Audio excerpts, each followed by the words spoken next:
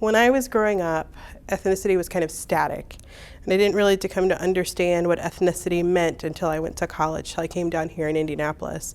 A lot of people here in Indianapolis have German heritage, so I went to a small Catholic college here in the city, and so a lot of people at that time were from Indianapolis, surrounding Indianapolis, or rural areas.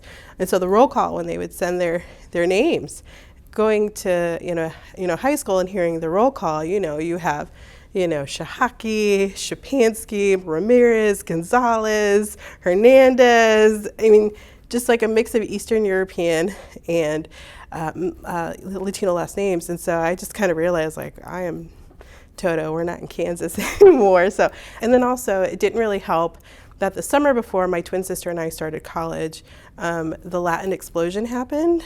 J-Lo and Ricky Martin became mainstream.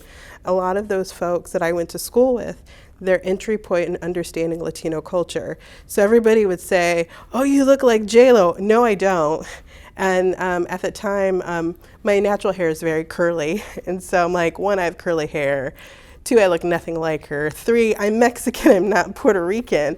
And so people just didn't understand that. So that didn't really help things. But I think it made people more curious and able to talk about it. So that's when I've kind of understood culture. I was born in 1980. I was born at Munster Community Hospital, but I grew up in Hessville in Hammond, Indiana, that neighborhood in Hammond. I actually grew up right across the street from what is now Purdue Northwest. Back then it was Purdue University Calumet. I have a twin sister, so I wasn't born alone.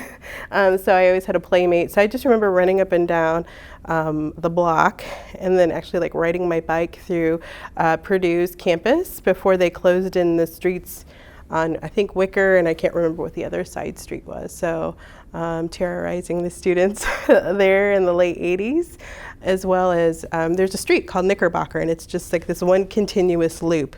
I think it's about 2 miles, and so that was always kind of a thrill to roller skate, or later rollerblade in the 90s, and ride my bike around. So just a lot of just being outside and playing.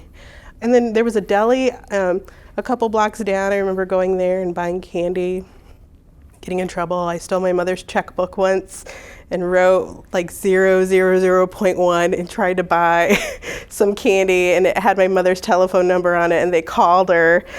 So we were very sneaky and very imaginative children. In terms of like the ethnicity of my neighborhood, mostly at that time, mostly white. There was another Latino family that lived down the street. Somebody that my parents went to high school with. They went to East Chicago, Washington. And so there was the Morales family. So there was Maria, Jose, and Pablo. Jose and Pablo were the younger brothers, and Maria and I were the same age. So we played with her, but I mostly played with this Polish family, the Shahakis, who lived just across the alley. And so my backyard and their backyard kind of looked at each other. And we both had sisters named Kelly. So she had a little sister named Kelly, so it was baby Kelly. So I grew up before going to school thinking everybody had a sister, and everybody had a sister named Kelly. So now that I look at it as an adult, a lot of Eastern European, tight-knit groups, always affiliated with church. I went to Catholic schools, like food events, a lot of food. I used to hate sauerkraut.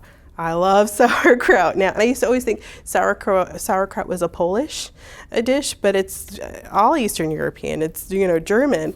Pierogies. Like pierogies are, the Eastern European version of empanadas, So there's a lot of like cross-connect and shared heritage in a lot of these ethnic communities that I think about, but I've only come to understand and appreciate when I was, becoming of age as a young adult.